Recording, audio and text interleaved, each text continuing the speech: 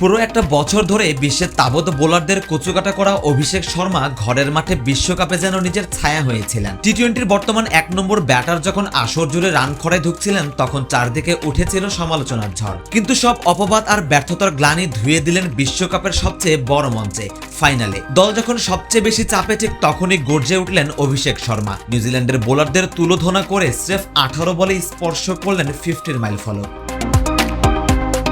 অভিষেকের এই অর্ধশতক কেবল ভারতকে শক্ত ভীতি এনে দেয়নি, বরং ভেঙে দিয়েছে বিশ্বকাপের নকআউট পর্বের সব রেকর্ড। মাত্র 18 বলে করা এই 50 এখন বিশ্বকাপের নকআউট ইতিহাসে দ্রুততম 50-এর রেকর্ড। এর আগে চলতি আসরেই সেমিফাইনালে ভারতের বিপক্ষে ইংল্যান্ডের জ্যাকব ব্যাথেলের 19 বলের 50 ছিল দ্রুততম। নিজের রেকর্ড গড়া দিনে অভিষেক বুঝিয়ে দিলেন কেন তাকে টি-20 ক্রিকেটের সবচেয়ে ভয়ঙ্কর ব্যাটার বলা হয়।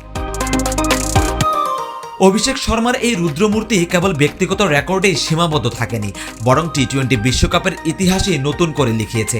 অভিষেক সঞ্জুর জুটির কল্যাণে পাওয়ার প্লেতে বিনা উইকেটে ভারতের তোলা 92 রান বিশ্বকাপের ইতিহাসে সর্বোচ্চ পাওয়ার প্লে রানের রেকর্ডও হয়ে গেল।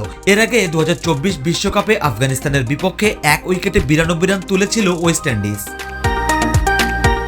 বিশ্বকাপে এটি অভিষেকের দ্বিতীয় 50। এর আগে জিম্বাবুয়ের বিপক্ষে সুপার 8-এর ম্যাচে প্রথম 50 পেয়েছেন। তবে ফাইনালের এই ইনিংসটি কেবল টুর্নামেন্টেরই নয়, অভিষেকের ক্যারিয়ারেরই অন্যতম সেরা ইম্প্যাক্টফুল ইনিংস হয়ে থাকবে। আসর জুড়ে রান্না পাওয়ার অতৃপ্তি মিটিয়েছেন সবচেয়ে গুরুত্বপূর্ণ দিনে। তার এই বিধ্বংসী শুরুর ওপর ভর করেই নিউজিল্যান্ডের বিপক্ষে পাহাড় সম সংগ্রহ দাঁড় করিয়েছে ভারত। চাপের মুখে ভেঙে না পড়ে অভিষেক প্রমাণ করলেন বড় মঞ্চের বড় খেলোয়াড়রা আসলে এভাবেই খেলে।